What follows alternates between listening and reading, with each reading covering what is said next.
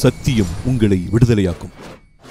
கர்த்தராகிய இயேசு கிறிஸ்துவின் நாமத்துக்கு மகிமை உண்டாவதாக. கிராஸ் டிவி தொலைக்காட்சி நேயர்களுக்கு அன்பின் வாழ்த்துக்கள். சத்தியம் உங்களை விடுதலையாக்கும் என்ற நிகழ்ச்சிக்கு அன்போடு கூட உங்களை அழைக்கின்றேன். கர்த்தருடைய நாமத்துக்கு மகிமை உண்டாவதாக. ஓசியா 4வது அதிகாரம் 6வது வசனம், ஏசாயா 5வது அதிகாரம் 13வது வசனம் சொல்லுகிறது, என் ஜனங்கள் அறிவில்லாமையினால் சங்காரமாகிறார்கள், என் ஜனங்கள் அறிவில்லாமையினால் சிறைப்பட்டு போகிறார்கள். ஆகவே தான் அப்போஸ்தலனாகிய பவுல் கொலோச சபைக்கு ஜெபிக்கும் போது இப்படி ஜெபிக்கிறார், நீங்கள் தேவனை அறிகிற அறிவில் விருத்தி அடைந்து அவருக்கு பிரியமுண்டாக பாத்திரராய் நடந்து கொள்ள விண்ணப்பிக்கிறேன். எபேசுக்கு ஜெபிக்கும் போது இயேசு கிறிஸ்து மரித்து உயிரோடு எழுந்ததினால் உங்களுக்கு உண்டாயிருக்கிற மகிமையின் மேன்மையின் மகா மகத்துவம் இன்னதென்று அறியும்படிக்கு உங்களுக்கு பிரகாசமுள்ள மனக்கண்களை கொடுக்க வேண்டும் என்று விரும்புகிறேன், வேண்டுகிறேன் என்று பவுல் சொல்லுகிறார். இன்னைக்கு தேவை சத்தியத்தை அறிகிற அறிவு. எல்லாரும் தலைப்பில் பேசுகிறார்கள், எதையோ பேசி கொண்டிருக்கிறார்கள். நான் அதை குற்றமாக சொல்லவில்லை. ஆனால் இந்த சீரீஸை தொடர்ந்து பார்ப்பீர்களேயானால் அநேக சத்தியங்களை கற்றுக்கொள்வீர்கள். உங்கள் வாழ்க்கையின் தரம் உயர்த்தப்படும், நீங்கள் சாதிப்பீர்கள், வெற்றியுள்ள வாழ்க்கை வாழ்வீர்கள் என்பதில் எந்த விதமான நிச்சயமும் இல்லை. கடந்த வாரத்திலே நாம் தாவீதை குறித்து சங்கீதம் 17வது அதிகாரம் 3வது வசனத்திலே மையமாக வைத்து தியானித்தோம். தாவீது இப்படி சொல்லுகிறார், என் இருதயத்தை பரிசோதித்து ராக்காலத்தில் அதை விசாரித்து என்னை புடமிட்டு பார்த்து ஒன்றும் காணாதிருக்கிறீர், என் வாய் மீறாதபடிக்கு நான் தீர்மானம் பண்ணினேன். தாவீதை தேவன் உயர்த்துவதற்கு கனப்படுத்தி வைத்ததற்கு பல காரணங்கள். அதில் மிக முக்கியமான ஒன்று, அவன் நாவை காத்துக்கொள்ள கவனமாக இருந்தான், வாயின் வார்த்தைகளை காத்துக்கொள்ள கவனமாக இருந்தான். நம்முடைய வாயின் வார்த்தைகள் எதிர்காலத்தை தீர்மானிக்கக்கூடிய ஆற்றல் படைத்தது. நம்முடைய வாயின் வார்த்தைகள் இல்லாததை உருவாக்கி தரக்கூடிய ஆற்றல் படைத்தது. ஆகவேதான் நம்முடைய வாயின் வார்த்தையில் மிக மிக மிக கவனமாக இருக்க வேண்டும். என்னாகம 14:28 ஆண்டவராகிய தேவன் சொன்னார், இந்த ஜனங்கள் என் காதுகள் கேட்க என்ன சொன்னார்களோ அதின்படி நான் அவர்களுக்கு செய்வேன். 18:21 நீதிமொழிகள், மரணமும் ஜீவனும் நாவின் அதிகாரத்தில் இருக்கும், நன்மையும் தீன்மையும் வாழ்வும் தாழ்வும் வெற்றியும் தோல்வியும் ஃபுல் அத்தாரிட்டியை நாவல வச்சிட்டார். நல்ல தேவ பிள்ளைகள், அன்பான தேவ ஜனங்கள், கிருபை உள்ள ஜனங்கள், ஜெபிக்கிற ஜனங்கள், பரிசுத்தம் உள்ள ஜனங்கள், ஆனால் வாயின் வார்த்தைகளை காத்து கொள்ளாததினால், எதையோ பேசி விடுவதினால் அநேக தோல்விகளை அடைந்து விடுகிறார்கள், அநேக நஷ்டங்களை அடைந்து விடுகிறார்கள். நஷ்டங்களையும் தோல்விகளையும் அடைந்து விட்டு சொல்லுகிறார்கள், இது தேவ சித்தம், எல்லாம் நல்லதுக்காத்தான் இருக்குன்னோ. எல்லாவற்றையும் ஆண்டு மேலே பழிய போடாதீங்க. இன்னும் சிலர் பிசாசுபடி பண்ணிட்டான், பிசாசு தானா பண்ண மாட்டான். பிசாசுக்கு நாம் இடம் கொடுக்காத பட்சத்தில் அவன் எதையும் செய்ய முடியாது. அவன் கட்சிக்கிற சிங்கம் போல இரவும் பகலும் சுற்றி வகைதோடி கொண்டிருக்கிறான். எப்போ இவ இடம் கொடுப்பா, இவ இடம் கொடுப்பா. ஆமேன். நான் எப்போ வாயின் வார்த்தை தப்பாக பேசுகிறோமோ அப்போ நாம் அவனுக்கு இடம் கொடுக்கிறோம், அவன் தீமைகளை செய்து விடுகிறான். ஸோ எல்லாவற்றுக்கும் தேவனுக்கு காரணம் அல்ல, எல்லாவற்றுக்கும் நஷ்டத்துக்கு பிசாசு தான் காரணம். ஆனால் ரூட் யாருன்னா நாம தான் வாய்க்கால் இடம் கொடுத்துருக்குறோம். ஸோ நல்ல வெற்றியுள்ள கனியுள்ள ஒரு ஜெயமுள்ள வாழ்க்கை வாழ்வதற்கு, ஒரு மேன்மையான வாழ்க்கையை, ஒரு ஆசீர்வாதமான வாழ்க்கையை வாழ்வதற்கு நாவு மிக மிக முக்கியம். சரி, தொடர்ந்து நாட்களே சில வார்த்தைகளை தியானிப்போம். ஒன்றை உங்களுக்குள் இந்த நாளில் பதிய வைக்க விரும்புகிறேன். நம்முடைய வெளியரங்கமான வாழ்க்கைக்கும் நம்முடைய இருதயத்துக்கும் நெருங்கிய தொடர்பு இருக்கிறது. இருதயத்திற்கும் நம்முடைய வாய்க்கும் நெருங்கிய தொடர்பு இருக்கிறது. வாய்க்கும் நம்முடைய காதுக்கும் நெருங்கிய தொடர்பு இருக்கிறது. மறுபடியும் சொல்லுகிறேன், வெளியரங்கான வாழ்க்கை எப்படி இருக்கிறதோ அதற்கும் நம்முடைய இருதயத்திற்கும் நெருங்கிய தொடர்பு இருக்கிறது. இருதயத்திற்கும் வாய்க்கும் நெருங்கிய தொடர்பு இருக்கிறது. வாய்க்கும் காதுக்கும் நெருங்கிய தொடர்பு இருக்கிறது. முதலாவது சொல்லுகிறேன், கவனியுங்கள். நீதிமொழிகளின் புஸ்தகம் 23வது அதிகாரம் 7வது வசனத்தில் வாசிக்கிறோம், அவன் இருதயத்தின் நினைவு எப்படியோ, இப்படி சொல்லுகிறேன், அவன் இருதயம் எப்படியோ அப்படியே அவன் இருக்கிறான். அப்படியே அவன் இருக்கிறான் என்பதுதான் வெளியரங்கமான வாழ்க்கை. நாம் எப்படி இருக்கிறோம் என்பது எதோடு கனெக்ட் பண்ணப்பட்டிருக்கிறது? இருதயத்தோடு கனெக்ட் பண்ணப்பட்டிருக்கிறது. அப்போ இருதயம் எப்படி இருக்கிறதோ அப்படிதான் வாழ்க்கை அமைய போகிறது.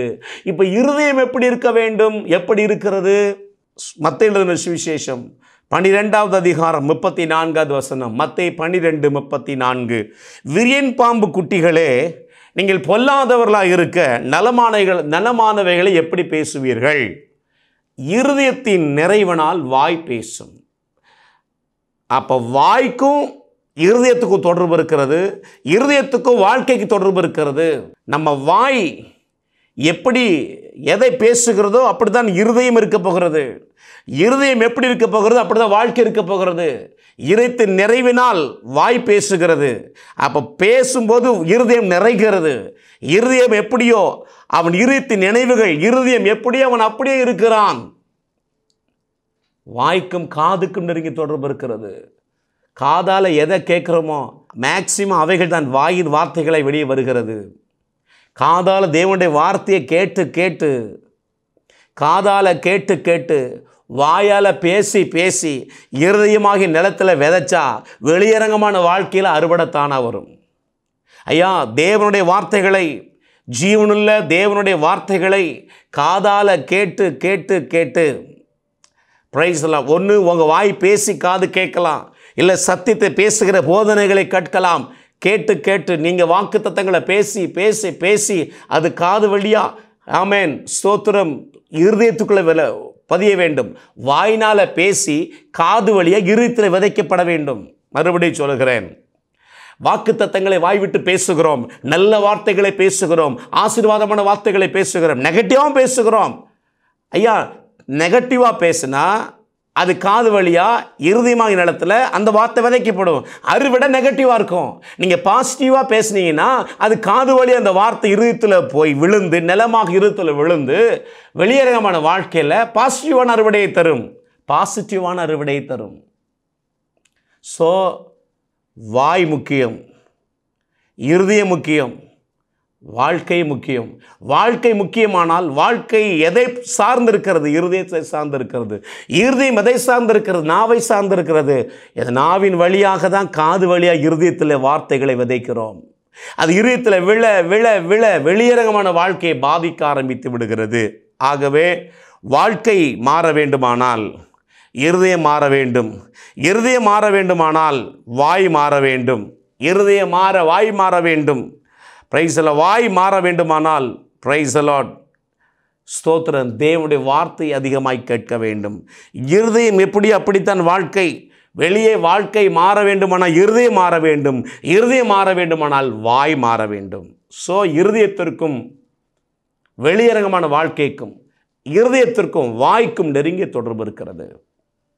வசனம் சொல்லுகிறது, மீண்டும் சொல்லுகிறேன், அவன் இருதயத்தின் நிறைவினால் வாய் பேச போகிறது.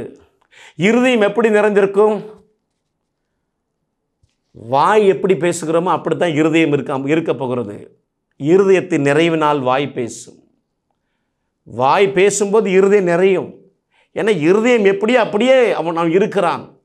அப்படியானால் வெளியரங்கமான வாழ்க்கை பிளெஸ்ஸிங்காக இருக்கணும்னா இருதயம் முக்கியம். இருதயம் ஆசீர்வாதமாக இருக்கணும்னா வாய் முக்கியம். இப்போ என்ன தெரியுமா, நீங்கள் என்ன வார்த்தைகளை வாய் வழியாக பேசுகிறீங்களோ அது காது வழியாக இருதயமாக நிலத்தில் விதைக்கப்படுகிறது. இருதயமாக நிலத்தில் விதைக்கப்பட்டு வெளியரங்கமான வாழ்க்கையில் எதை விதைச்சோமோ அது அறுவடையாக நமக்கு வந்து விடுகிறது. ஆகவே வாய், இருதயம், நம்முடைய வாழ்க்கை ஒன்றோடொன்று தொடர்புள்ளது என்பதை நாம் மறந்துவிடக்கூடாது. வாழ்க்கை மாறுவதற்கு இருதயம் மாற வேண்டும். இருதயம் மாறுவதற்கு வாய் மாற வேண்டும். ரூட் வாய். மறுபடியும் சொல்லுகிறேன், நீங்கள் விசுவாச வார்த்தைகளை பாசிட்டிவாக பேசினா அது காது வழியாக இருதயமாக நிலத்தில் விழுந்து வெளியரங்கமான வாழ்க்கையை பாசிட்டிவான கிரிகளை செய்யும். நீங்கள் நெகட்டிவாக தோல்வியை, நஷ்டத்தை, குறைவை பேசினால் அது காது வழியாக இருதயமாக நிலத்தில் விழுந்து வெளியரங்கமான வாழ்க்கையில் தோல்வியை, நஷ்டத்தை, குறைவை நிச்சயமாய் கொண்டு வந்துவிடும். இது ஆவிக்குரிய சட்டம், ஸ்பிரிச்சுவல் லா என்பதை மறந்து விடாதிருங்கள். Praise the Lord. இன்னொன்று சொல்லுகிறேன், இந்த வாய் மாற வேண்டுமானால் காது தேவனுடைய வார்த்தையை கேட்க வேண்டும். காது வழியாக பேச பேச காது வழியாக இருதயத்தில் போகுது உண்மைதான். ஆனால் இன்னொரு ப்ராசஸ் இருக்கிறது. தேவனுடைய வார்த்தை எவ்வளவா காது கேட்குதோ கேட்க கேட்க கேட்க உன் களஞ்சியங்கள் நிரம்பி வழியும், நாளைகளை திராட்சரசம் புரண்டு ஓடும். கிறிஸ்துவுக்குள் தேவன் நம்ம ஐஸ்வர்யவனை மாற்றி இருக்கிறார். ஆமென். அவருடைய தழும்புகளால் நீ குணமானாய். நீ அநேக ஜாதிகளுக்கு கடன் கொடுப்பாய். நீ கடன் வாங்காதிருப்பாய். உன் பிள்ளைகளை காண்பாய். இப்படிப்பட்ட வார்த்தைகளை காது கேட்க கேட்க கேட்க கேட்க என்ன ஒன்றா, ஆமென், ஸ்தோத்திரம், வாய் அதைத்தான் பேச ஆரம்பிக்கும். வாய் மாறாது. வாய் மாறவில்லையானால் இருதயம் மாறாது. இருதயம் மாறவில்லையானால் வாழ்க்கை மாறாது. ஸோ மறுபடி சொல்கிறேன், இருதயம் வாழ்க்கையோடு சம்மந்தப்பட்டது. வெளியேறுங்கமான வாழ்க்கை இருதயத்தோடு சம்மந்தப்பட்டது. இருதயம் நாவோடு சம்மந்தப்பட்டது. நாவு தேவனுடைய வார்த்தையோடு சம்மந்தப்பட்டது.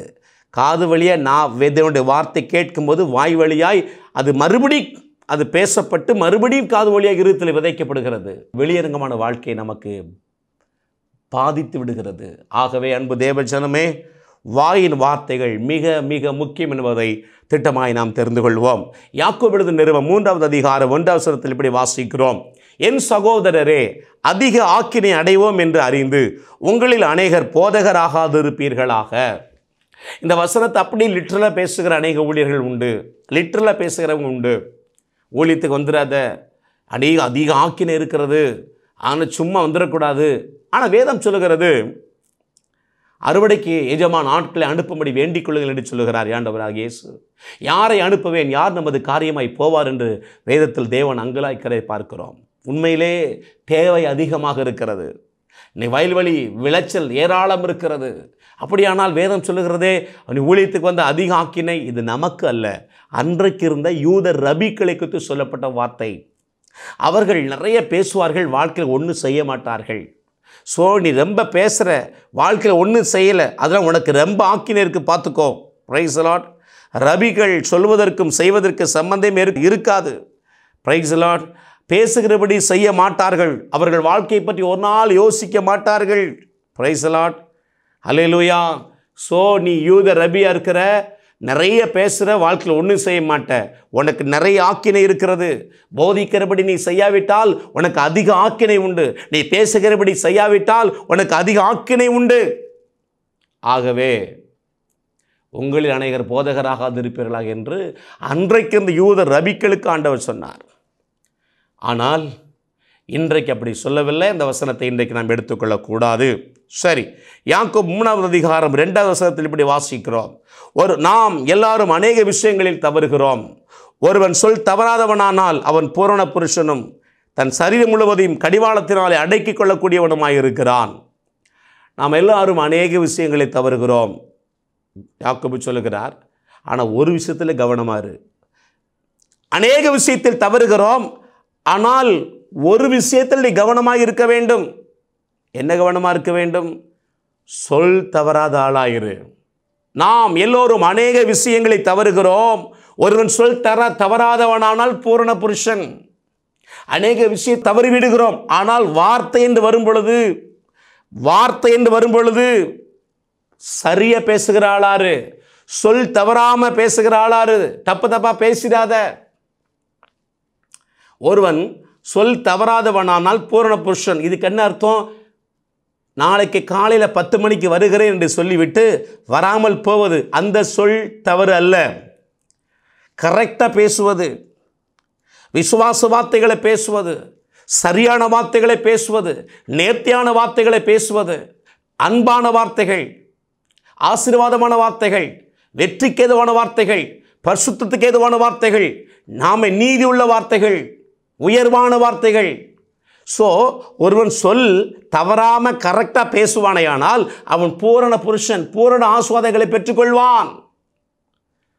கவனியுங்கள், ஒருவன் சொல் தவறாதவனானால்னா வார்த்தையில் எவன் கவனமாக இருக்கிறானோ அவன் பூரண ஆசீர்வாதங்களை பெற்றுக்கொள்வான்.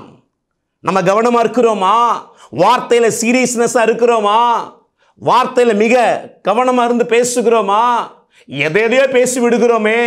இருப்பதை பேசுகிறோம், காண்பதை பேசுகிறோம், நடப்பதை பேசுகிறோம், அனுபவிக்கின்றதை பேசுகிறோம். No no no. பிரைஸ் எல்லாவற்றையும் குறித்து, சூழ்நிலை எல்லாவற்றையும் குறித்து தேவனுடைய வார்த்தை என்ன சொல்லுகிறதோ அதை பேசணும். ஆமென். நல்ல வார்த்தைகளை பேச வேண்டும். ஒருவன் சொல் தவறாமல் பேசுவானையானால், நாவின் வார்த்தையை கவனமாய் காத்து கொள்வானையானால் அவன் பூரண ஆசீர்வாதங்களை பெற்றுக்கொள்வான். நீங்கள் எப்படி இருக்கீங்க சகோதர சகோதரி? அர்ப்பணிப்பீங்களா? நாம் எல்லாரும் அநேக விஷயங்களில் தவறுகிறோம். ஆனால் ஒரு விஷயத்தில் தவறு செய்து விடாத என்று கர்த்தர் சொல்லுகிறார். வாயின் வார்த்தைகளை காத்துக்கொள்வதில் கவனமாயிரு. நீ வாயின் வார்த்தை கவனமாக காத்துக்கொள்கிற நபராக இருந்தால் நீ பூரண ஆசீர்வாதங்களை பெற்றுக்கொள்வாய். அர்ப்பணிப்போமா? ஜெபிப்போமா? கிருபை நிறைந்த அன்பு தகப்பனே, கர்த்தராகிய இயேசுவின் நாமத்தில் உம்மை துதிக்கிறோம். தியானித்த வசனத்தின்படி தகப்பனே, வாழ்க்கை மாறுவதற்கு இருதயம் மாறவும், இருதயம் மாறுவதற்கு வாய் மாறவும், வாய் மாறுவதற்கு தேவனுடைய வார்த்தைகளை காதால கேட்கவும் கிருபை செய்வீராக. ஆண்டவரே ஸ்தோத்திரம். பூரண ஆசீர்வாதங்களை பெற்றுக்கொள்வதற்கு சொல் தவறாம நேர்த்தியான வார்த்தைகளை பேச, வார்த்தையில கவனமா இருக்க கிருபை பாராட்டுவீராக. இயேசுவின் நாமத்தில் பிதாவே, ஆமென், ஆமென். God bless you. கர்த்தர் உங்களை ஆசீர்வதிப்பாராக. ஆமென். பாஸ்டர் எஸ் ராஜேஷ், இயேசுவின் இரத்தக்கோட்டை, நல்ல சமாரியன் ஐக்கிய ஊழியங்கள், 15/272/1, பெரிய செல்வம் நகர், தாளமுத்து நகர் பகுதி, சிலுவைப்பட்டி, தூத்துக்குடி.